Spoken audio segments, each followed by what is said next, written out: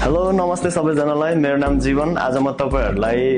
will trust अनि power of एटर्नीको बारेमा केही कुरा गर्न गइरहेको छु है हामी एज अ नेपाली चाहिँ के गर्छौं भन्दाखेरि परेपछि चढ्छ भन्ने कुराले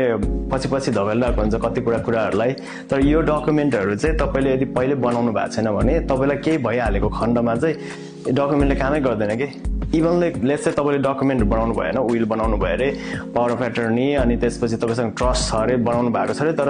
स्पेसिफिक पर्सनले साइन गरेको छैन साइन छैन नोटराइज भएको छैन भने खण्डमा डकुमेन्ट भए पनि यसले काम गर्दैन है त्यही भएर यो कुराहरु चाहिँ एकदमै इम्पोर्टेन्ट छ जस्तै तपाईलाई भोलि केही भइहाल्यो रे हस्पिटलाइज हुनु भयो तपाईले आफ्नो लागि आफै डिसिजन बनाउन सक्नु भएन तपाईको मेडिकल रेकर्डहरु हेर्नु पर्यो भने कसैले यदि तपाईले कसैलाई चाहिँ पावर अफ एटर्नी दिनु भएको छैन मेडिकल पावर अफ एटर्नी दिनु भएको छैन भने अब तपाईको अदर हाफले पनि हेर्न सक्नुहुन्न के त्यस्तो पनि कन्डिसन्सहरु हुन्छ फाइनान्शियल पावर अफ एटर्नी भन्ने हुन्छ हैन अनि तपाईको फाइनान्सहरु हेर्न सक्नको लागि फर्स्ट भने त तपाईले अब एकदमै इम्पोर्टेन्ट भने चाहिँ तपाईको जति पनि एसेटहरु छ जस्तै बैंक अकाउन्ट हुन्छ तब सबै हुन्छ मेक श्योर कि तपाईले चाहिँ आफ्नो बेनिफिशियरी चाहिँ इन्डिकेट गरेको छ हरेक कुरामा हैन त्यसपछि आउँछ विल भने चाहिँ तपाईले अब म बितेको खण्डमा म नभएको खण्डमा मेरो यो सम्पत्तिहरु यो सम्पत्तिहरु यस्तो चाहिँ यो मान्छेले गर्ने यो मान्छेलाई जाने भनेर तपाईले रिटन एउटा लीगल डकुमेन्ट बाइन्डिङ गरेर बनाएको हुन्छ है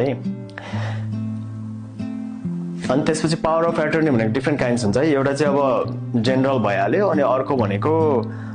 मेडिकल पावर अफ एटर्नी अनि फाइनान्शियल पावर अफ एटर्नी भन्ने हुन्छ जस्तै तपाई इन्क्यापेसिटेड हुनुभयो फर सम रिजन तपाई हस्पिटलाइज हुनुभयो तपाईले आफ्नो लागि आफै डिसिजन बनाउन सक्नु भएन भने त्यस्तो खण्डमा तपाईको बिहाफमा कसले चाहिँ डिसिजन बनाइदिने भनेर भएको एउटा चाहिँ मेडिकल पावर अफ एटर्नी हुन्छ हैन त्यसमा चाहिँ तपाईले आफ्नो लभड वनलाई अथवा समबडी हु यु ट्रस्ट हैन त्यो मान्छेलाई चाहिँ तपाईले आफ्नो त्यो पावर दिएको हुन्छ भनौं न बेसिकली अनि उले चाहिँ तपाईको बिहाफमा डिसिजन बनाइदिने हो के है अनि त्यसपछि ट्रस्ट भने चाहिँ रिभोकेबल र इरिभोकेबल भन्ने दुई प्रकारको हुन्छ एउटा चाहिँ तपाईले एक्चुअली बनाइसकेपछि तपाईले चेन्ज गर्न सक्नु हुँदैन हैन सेट एन्ड स्टोन भने जस्तो त्यसपछि अर्को भने चाहिँ तपाईले पछि चेन्ज गर्न सक्नुहुन्छ रिभोकेबल भने चाहिँ पछि तपाईले म चाहिँ यो मान्छे हैन यो मान्छेलाई दिन्छु भनेर त्यस्तो कुराहरु पनि अनि कति कुराहरु एड गर्न सक्नुहुन्छ है त्यसलाई चाहिँ रिभोकेबल भन्छ इरिभोकेबल भने चाहिँ तपाईले चेन्ज गर्न सक्नुहुन्न हो यो कुराहरु चाहिँ तपाईले आफ्नो लयर अटर्नीसँग बुझ्नु होला यो चाहिँ लीगल एडभाइस चाहिँ होइन यो चाहिँ मैले सोलोली आफ्नो पर्सनल रिसर्च गरेर तपाईहरुको सामु ल्याइदिएको मात्रै हो तपाईलाई अलिकति हिट होस् तपाईहरुलाई पनि यो कुरा